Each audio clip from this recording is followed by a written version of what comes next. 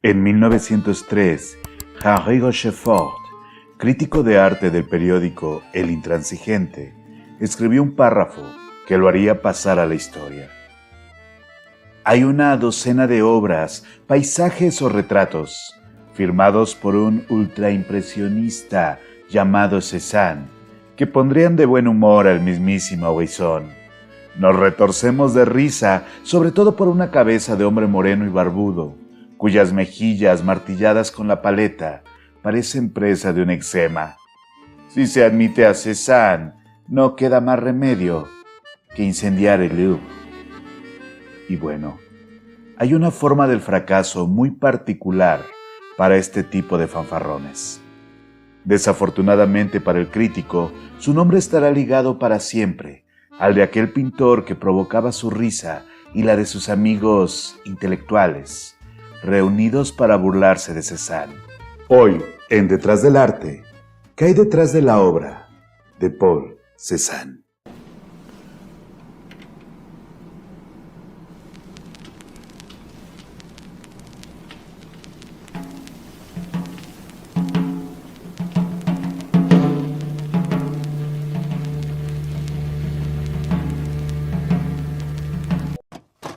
Hijo de Louis-Auguste Cézanne y Anne-Elisabeth Honoré Naubert,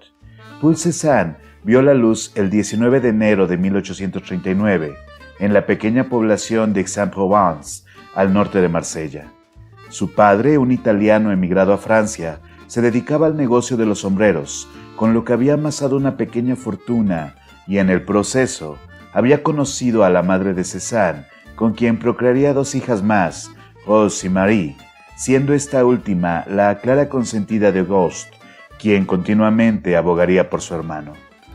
Entre 1844 y 1849, Cézanne asiste a la escuela primaria local de la Rue d'Espignon,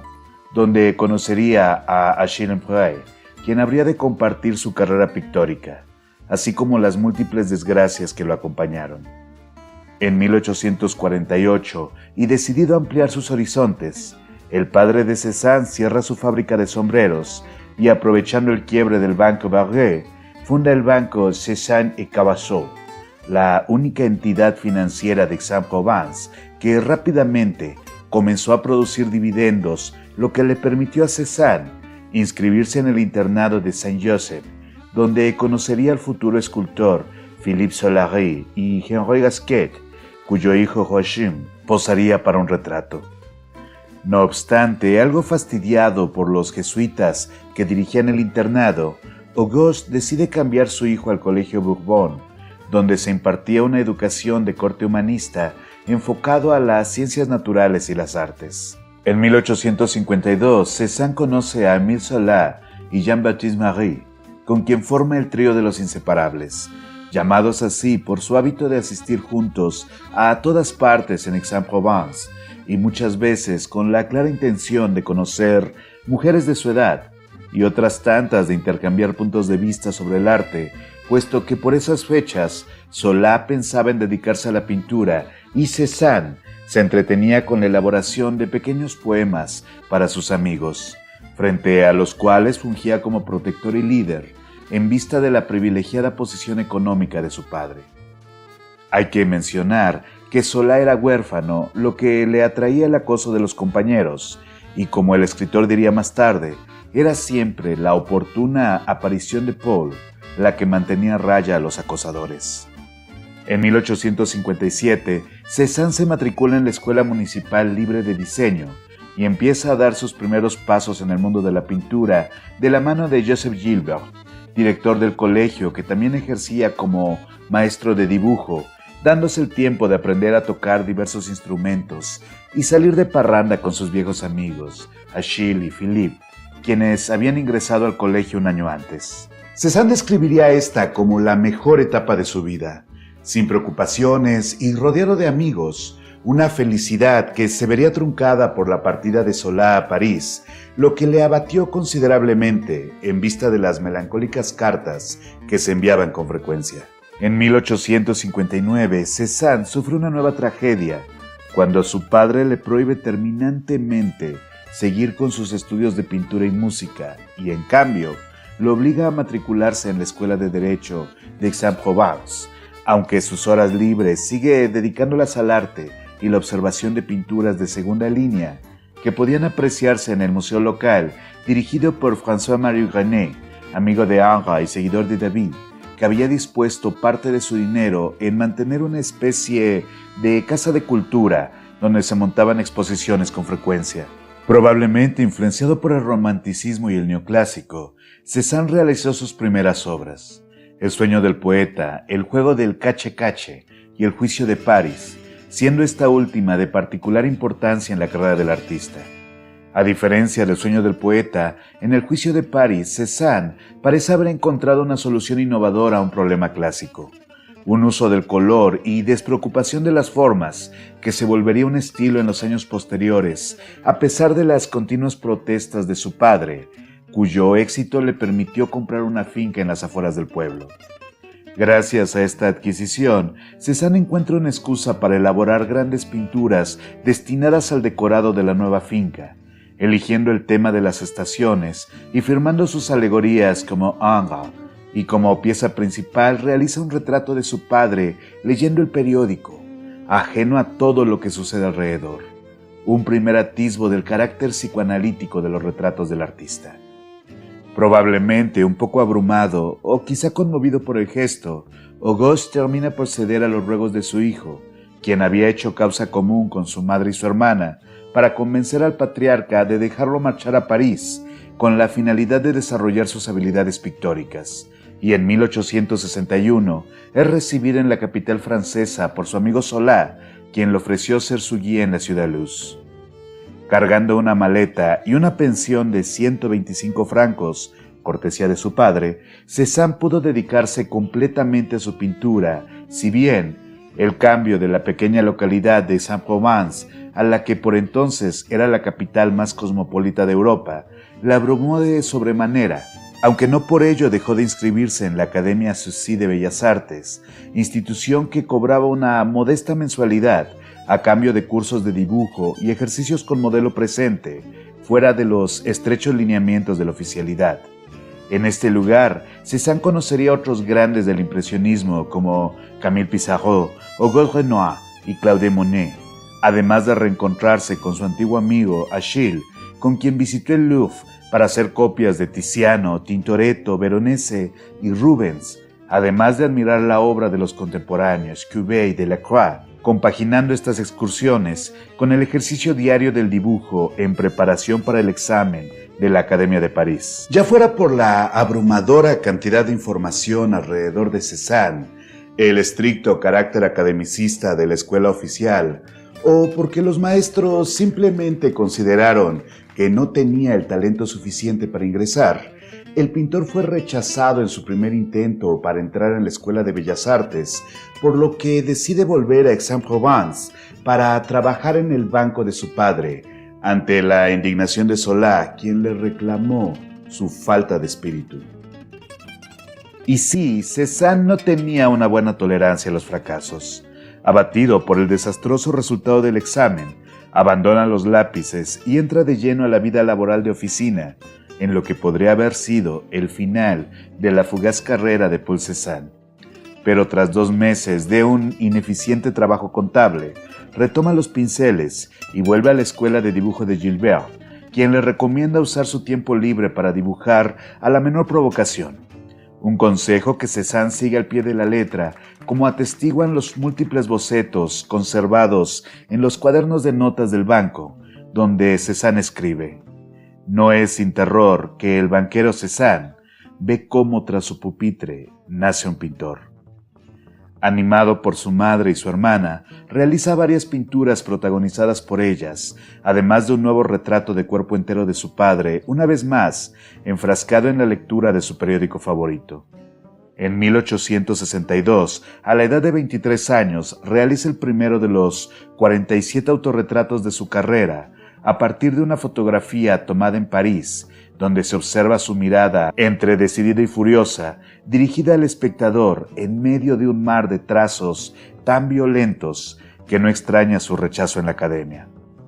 Ese mismo año, Cézanne va por un segundo round contra París y con 150 francos del bolsillo de su padre, que para eso era rico, emprende una segunda estancia en la capital, esta vez hasta 1870, pero ya sin intentar el ingreso a la Academia de Bellas Artes, donde el ambiente antiacademicista empezaba a colarse en las salas de dibujo, tras el escándalo de 1863, en que el Salón Oficial había rechazado más de 4.000 cuadros enviados de todas partes de Francia, causando la indignación de los pintores que comenzaron a percibir un cierto tufillo putrefacto proveniente del jurado habitual. 2 de esas 4.000 obras pertenecían a Cézanne, quien se unió a las protestas exhibiendo sus cuadros en el célebre Salón de los Rechazados, donde pasaron prácticamente desapercibidas. Aunque renovado por el zeitgeist beligerante de sus colegas, el pintor se aventuró con proyectos cada vez más ambiciosos, como ilustra la llamada etapa romántica, una serie de cuadros que contrastaban con su carácter tímido y reservado, donde la temática sexual, erótica y hasta violenta aparece recurrentemente en formas que inundaban la superficie del lienzo con un trazo tan virulente como certero. El negro Escipión, la autopsia, sátiros y ninfas, la dolorosa y la extraordinaria El rapto preceden las asombrosas tentaciones de San Antonio, el asesinato y mujer estrangulada, y finalmente la obra llamada por sus allegados, La orgía. El pintor procuró no mostrar demasiado estos trabajos, temeroso de que su temática y técnica fueran demasiado para el público. Y de hecho Cézanne tenía razón. Tras regalar a su amigo Émile Zola la obra El rapto, el escritor la arrumbó en su desván, preocupado de que sus invitados encontraran la imagen desagradable. Y es bien sabido que solo colgaba la pintura en la sala cuando el mismo Cézanne decidía visitarlo. A pesar de la incomprensión generalizada respecto a su trabajo, El rapto, influenciado por Delacroix, revela ya la naturaleza filosófica con la que Cézanne aborda sus temas. Plutón arquea la espalda ante el peso de una proserpina desmayada en sus brazos, bajo la mirada impotente de unas ninfas que hasta hace un momento recogían flores. Una escena de violencia que se repetirá en Picasso años después. El inconfesable deseo de raptar para sí el ser amado. Paralelamente a las temáticas de su periodo romántico y probablemente influenciado por Courbet, Cézanne adopta el tema de los bañistas, realizando variantes sobre este motivo, al mismo tiempo que empieza a explorar las naturalezas muertas, las cuales aborda como si se tratasen de pinturas de paisaje, contraponiendo volúmenes y colores para crear los famosos planos superpuestos que daban testimonio de su cotidianeidad, como sucede con la célebre Estufa en el estudio, actualmente en la National Gallery. Algo parece desatarse en Cézanne en la década de 1860, un frenesí creativo que le permite pasar de las críticas que hasta hace poco le habían abrumado. Vuelve a pintar a su padre, de nuevo leyendo el periódico, pero en un extraño gesto, casi una travesura, Cézanne logra una pequeña venganza contra su progenitor. En el soberbio retrato de 1866, Auguste mira con cierta angustia la primera plana del diario que se dobla en su extremo superior, donde se lee Le Venement, donde Zola escribía editoriales sobre el mundo de la pintura. Por esas fechas, el escritor había redactado una virulenta crítica contra el Salón y a favor de los artistas rechazados, especialmente Manet, llamando la atención al nuevo movimiento antiacademicista al que pertenecía Cézanne. Recordemos que ya antes, Cézanne había mencionado cómo el banquero miraba con horror el nacimiento de un artista, un elegante epílogo al anuncio precedente. En el mismo sillón que su padre, Cézanne pinta a su amigo Achille, tal vez influenciado por los bufones de Velázquez, entronizándolo como a un rey, a una escala mucho mayor que la de su propio padre. Achille mira con ojos sagaces e inteligentes el devenir del artista, en una relación de complicidad que se extendería hasta su muerte. Realiza también el retrato de su amigo Antoine Balabrer,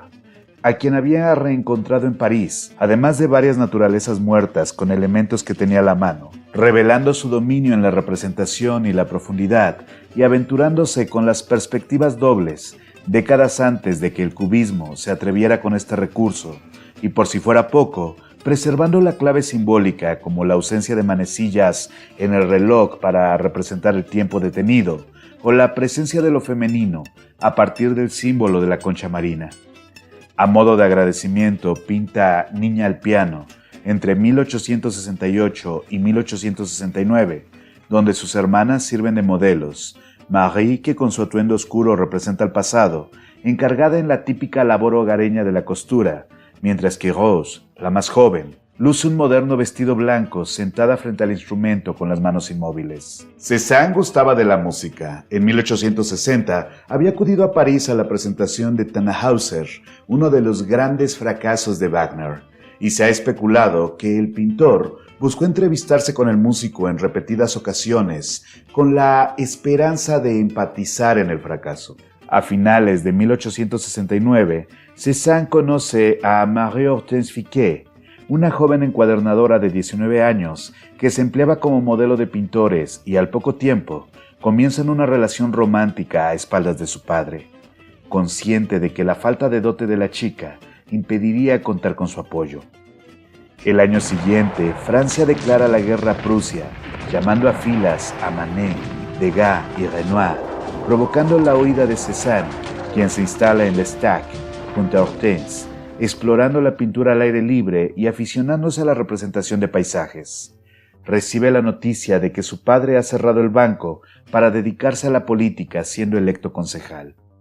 Para 1872, Cézanne y Hortense esperan su primer hijo, que nacería el 4 de enero de ese año, y poco tiempo después pasan una temporada en casa de Émile Pissarro, cerca de Pontoise, donde los pintores comparten notas y Cézanne aprende la técnica de la pincelada corta y rápida de Pissarro, así como su paleta aclarada con tonos blancos.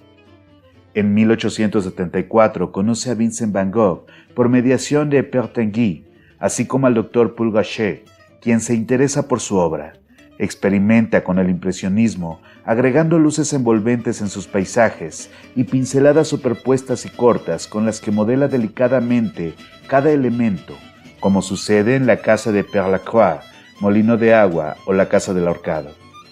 Aprovecha este nuevo enfoque para integrarlos a sus bodegones, instalándose en la casa de Gaucher, donde pinta más de una docena de floreros, e incluso se dice que la esposa del doctor solía preparar los montajes con flores que ella misma cortaba de los campos aledaños. Entra en diálogo con Manet con una moderna Olimpia, llevando aún más lejos la idea de su colega y presentando descaradamente lo que todos habían intuido en la Olimpia de 1863, el propio Cézanne como espectador y cliente de una escena onírica, divina y profana a la vez. Expone sus obras en el Salón de la Sociedad Cooperativa de Artistas, Pintores, Escultores y Grabadores, junto a Monet, Renoir, Sisley, Pissarro y Morisot, y al año siguiente participa en la célebre exposición en el Taller de Nadar, donde el crítico Louis Leroux acuña despectivamente el término impresionismo. El mismo año conoce a Victor Chouquet, coleccionista de arte que actúa como mecenas y modelo del pintor, que ya preparaba su nueva participación en la muestra impresionista de 1877. La tercera exhibición impresionista resultó desastrosa para Cézanne. Su estilo, innovador y desconocido, incluso para sus contemporáneos, atrajo las burlas y críticas de otros pintores, que lo ridiculizaron en plena muestra. Solo un crítico, Georges Rivière, levantó la voz a favor de Cézanne. En una columna dedicada a su obra, aseguró que su estilo solo era comparable con el arte de la antigüedad, desde la Grecia clásica hasta el Renacimiento, y que no había nada de risible en su pintura. Lamentablemente para Cézanne, las palabras no aliviaron su desilusión. Se retira junto a Pissarro a Pontoise y más tarde, agobiado por el fracaso, pasa una temporada en solitario en la pequeña locación de Issy. Es una lástima que Cézanne no se hubiera quedado en París para ver cómo Rivière defendía su trabajo.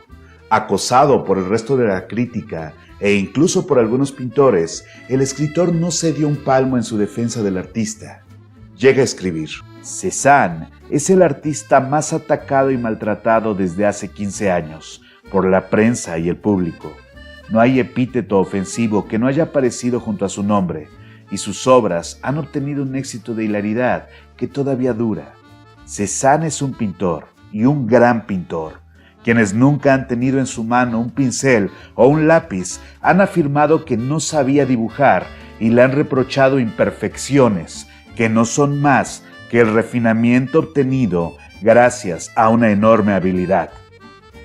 Actualmente, parece muy obvio que la pintura de Cézanne no aspiraba a ninguno de los objetivos que la plástica de antaño consideraba vitales. No solo le tenía sin cuidado el trabajo académico, las técnicas o lo que se considerara una buena pintura. Si acaso su única relación con el antiguo paradigma era la adopción de motivos recurrentes como el desnudo o la vida de los santos, pero incluso ahí era más deudor de su actualidad que de la tradición estrictamente hablando. Obras como Las Tentaciones de San Antonio provenían del libro homónimo publicado por Flaubert en 1874, y las escenas de baño como 6 mujeres o 3 bañistas eran escenas recurrentes en las tardes soleadas de las campiñas francesas, si bien llevadas al erotismo sensual con una concepción de placidez confrontada a sus desnudos de antaño. El artista incluso se permite hacer grandes obras dedicadas a sus héroes personales, tal como sucede con la Apoteosis de Delacroix, donde el pintor se eleva a los cielos bajo la mirada del mismo Cézanne, Monet, Pissarro y su perro. Los mismos actores se encuentran en Lo eternamente femenino, que sirve de corolario para las temáticas eróticas del pintor, planteando el sometimiento del mundo masculino a la figura sin rostro que representa el sexo. Aunque en la esquina superior derecha, el pintor, el propio Cézanne por supuesto, logra dominar sus pasiones para dedicarse a dar testimonio visual de la escena. Realiza el retrato de su esposa, algunos autorretratos y modifica sus bodegones, cambiando las flores por frutas, debido a que éstas aguantaban mejor las interminables sesiones de trabajo. A pesar de su generosa producción, el fracaso en la muestra impresionista le había hecho dudar una vez más de su vocación como pintor. Su estancia en Pontoise se alarga debido a una bronquitis que lo deja en cama, y durante la convalecencia esboza su método constructivo, destinado a la reducción de las figuras a formas abstractas para trabajar solo con las bases esenciales de las líneas maestras. La teorización sobre su propia pintura mantenía a Cézanne lejos de su familia. Sus viajes entre París, Pontoise, Aix-en-Provence y L'Estaque llaman la atención de su padre, que envía a un emisario a averiguar qué está sucediendo, encontrándose con que el pintor mantenía una esposa y un hijo del que Auguste no sabía nada.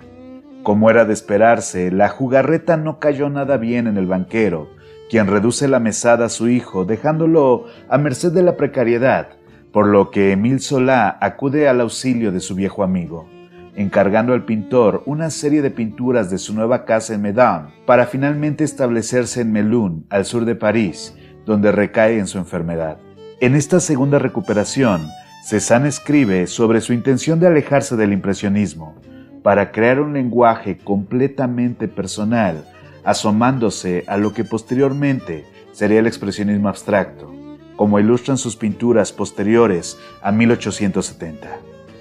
Ya recuperado, más o menos, el artista vuelve a los caminos, trasladándose de Melun a París, intercalando sus habituales visitas a L'Estaque, Pontoise, Giverny, además de buscar nuevos motivos paisajísticos en la zona de Normandía y Gardin, volviendo estos paisajes habituales en su obra.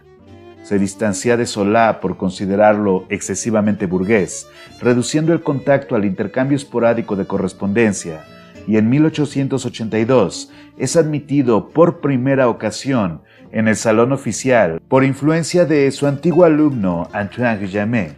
pero de nueva cuenta las burlas y críticas hacen blanco en su obra, por lo que no vuelve a insistir en el tema.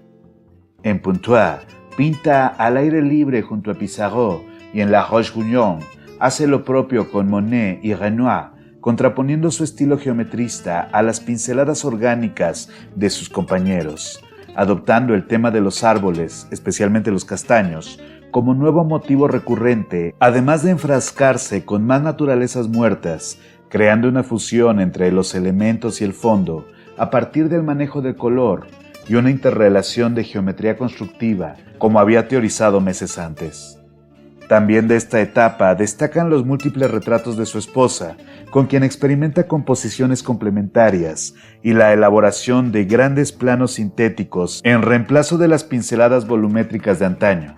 extendiendo este tratamiento a los retratos de su hijo, convencido de estar cada vez más cerca de la síntesis perfecta. Sin embargo, en 1886, un nuevo revés hace blanco en Cézanne. Émile Zola presenta la novela Léo, un drama ambientado en el medio de la pintura donde su protagonista, Claude Lantier, confronta fracaso tras fracaso en la búsqueda de imponer un nuevo tipo de arte. Y aunque algunos historiadores actuales han puesto en duda que esta novela fuera la causa determinante de la ruptura entre Cézanne y Zola, lo cierto es que Lantier era claramente una caricatura de su amigo, y su funesto final, un llamado de atención del escritor al pintor, quien envía una dura misiva a modo de despedida para, nunca más, cruzar palabra con su compañero de la juventud. Pero no todo era malas noticias. Ablandado por la vivacidad de su nieto, Auguste restaura el apoyo económico de Cézanne, quien le retribuye formalizando su relación con Hortense, contrayendo matrimonio en abril de ese año, si bien la relación se había enfriado como resultado de las continuas ausencias del artista. El 23 de octubre, Auguste muere, legando a su hijo una fortuna de poco más de 1,5 millones de francos, permitiéndole dedicarse por entero a su pintura, sin necesidad de preocuparse por lo económico. Su obra, La Casa del Ahorcado, participa en la Exposición Universal de 1889, pero es ignorado tanto por el público como por la crítica.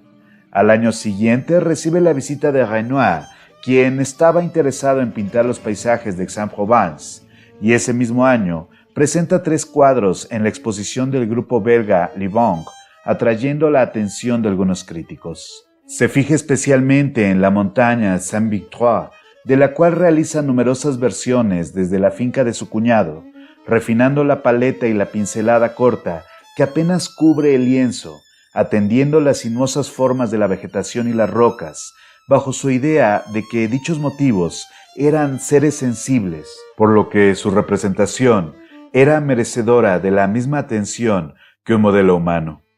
Se aficiona a la comedia del arte que se montaba con cierta frecuencia en las zonas rurales y realiza las obras Martes de Carnaval y Arlequín, siendo este último un claro precedente a la obra de Picasso. Y aunque la versión final elimina el rostro para ser reemplazado por una máscara irreconocible, los bocetos que se conservan de esta pintura revelan que su hijo Paul había modelado como el icónico personaje. En 1891 viaja a Suiza con su familia y comienza a sufrir las primeras dolencias asociadas con la diabetes, aunado al golpe anímico de la muerte de su amigo Choquet. En contraste, Ambroise Vollard ve su obra en la tienda de Tanguy, adquiriendo algunas telas y anunciando a sus colegas que la obra de Cézanne era la apertura de la plástica moderna, ensalzando el compromiso de Tanguy con los nuevos artistas, reconocimiento que apenas pudo saborear, pues moriría ese mismo año. Consciente de que sus amigos comenzaban a morir, Cézanne opta por retirarse en solitario a Aix-en-Provence, mientras que sus cuadros comienzan a venderse en las subastas a precios que iban de entre 40 a 215 francos, un precio considerable para la época. Conoce a Rodin en una fiesta ofrecida por Monet, pero termina en malos términos al malinterpretar, según Monet, un discurso en su honor improvisado por su colega. Fracasa al realizar el retrato del crítico Gustave Refraud y vuelve a Aix-en-Provence en medio de una nueva crisis existencial. Para devolverle el ánimo, Vollard organiza su primera exhibición en solitario con 150 obras, para la cual solicita el apoyo del hijo de Cézanne, quien selecciona cuidadosamente la muestra, consiguiendo el favor del gremio, pero sin convencer a la crítica especializada ni al público en general, algo que ya había previsto el artista, quien ni siquiera se molestó en aparecerse por la muestra. Rechaza por completo el dibujo en lienzo, decantándose por las pinceladas puras en busca de fundir completamente las formas con el entorno, insiste con el tema de los bañistas y aprovecha su autoexilio para pintar a sus vecinos como los jugadores de cartas, tema del cual hará 4 variantes, así como otras tantas del muchacho con el chaleco rojo, una serie de retratos de Michelangelo di Rosa, modelo profesional que se vuelve amigo del pintor. Hacia 1896, Cézanne se da cuenta de que su fin está próximo. A pesar de sus visitas a los balnearios de Vichy, los problemas respiratorios y las dolencias asociadas a la diabetes minaron rápidamente su salud, y para cuando la gripe lo deja en cama en 1897, Vollard se apresura a comprar toda su obra disponible.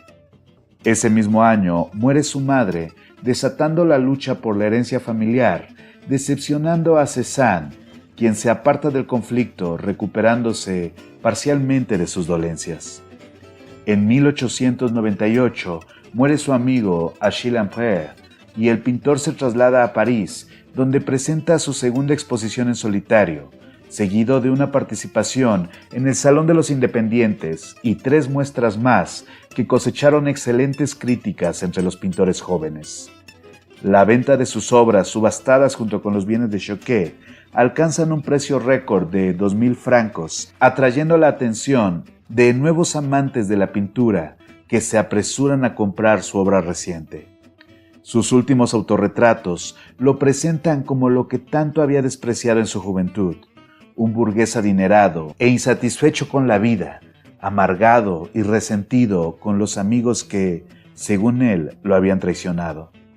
Se recluye en Aix-en-Provence, enviando obras al Salón de los Independientes con regularidad, y en 1903 las pinturas que había regalado a Zola alcanzan un precio de 1.500 francos en la subasta de bienes del escritor, lo que se volvería el valor promedio de sus telas. Al año siguiente visita París por última ocasión con motivo de un par de exposiciones organizadas en su honor. Conoce a Émile Bernard, quien publicaría sus conversaciones en el libro Recuerdos de Cézanne, y a finales de 1904 expone en Londres, cosechando el éxito de la crítica, propiciando que el Museo Folkwang de Alemania compre 2 de sus pinturas a principios de 1906. Vollard expone 12 de sus nuevos cuadros en su Galería de París y acuerda nuevas muestras para el año siguiente, pero el destino jugaría en contra de la floreciente carrera de Cézanne. El 15 de octubre de ese año, Cézanne se encontraba pintando sus queridos paisajes de Aix-en-Provence, cuando fue sorprendido por una lluvia torrencial que lo dejó empapado de pies a cabeza. Se desmaya camino a su pequeño estudio y es recogido por unos labradores que lo llevan en su carreta hasta su domicilio, donde su ama de llaves, Madame Raymond, manda a traer a Hortense y su hijo Paul, percatándose del grave estado de salud del pintor. Apenas una semana después, el 22 de octubre, y sin que su familia llegue a despedirse, Cézanne cierra los ojos rodeado por sus cuadros inacabados, exhalando su último suspiro esa madrugada. Moría así uno de los mejores pintores, si no el mejor pintor de su generación, y el gran renovador de la pintura del siglo XX. En el primer aniversario de su muerte, el Salón de Otoño realiza una retrospectiva de su obra con 56 pinturas decorando sus muros, y en 1911 el Museo del Louvre acogió 3 de sus piezas, avalando así la innegable importancia histórica del artista. Estados Unidos se rinde ante Cézanne durante la segunda década del siglo XX, en que su trabajo recorre las principales galerías de Washington, Nueva York, Chicago y de vuelta a Europa, imponiéndose en las subastas de París, Viena, Londres y Madrid, recompensando la infatigable perseverancia de uno de los pintores más vapuleados en la historia del arte. Pero es tal vez, en contraste con la pobre crítica de Rochefort, que deberíamos de terminar este capítulo con la memorable línea de Michael Shapiro que en 1952 escribió: sus obras expresan las cualidades mejores de un hombre, su sensibilidad, la capacidad de reflexión, el vigor junto con la fuerza de la convicción y la integridad.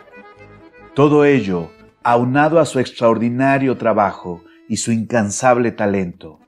eran las mejores cualidades de Paul Cézanne. Pues esto ha sido Detrás del Arte. Les recordamos suscribirse al canal, darle clic en la campanita para estar al tanto de los nuevos contenidos, dejar un buen like y si está en sus posibilidades, ya saben que pueden apoyarnos con un súper gracias y que sin su apoyo este espacio no sería posible. Agradecemos a los patrons, a los miembros del canal. No dejen de seguirme en mis redes sociales. Desde la Ciudad de México, soy el doctor Francisco Soriano. Les mando un abrazo, un saludo, manténganse extraordinarios y nos vemos muy pronto. Hasta luego a todos. Bye bye. Mejor, ¿no? Bien.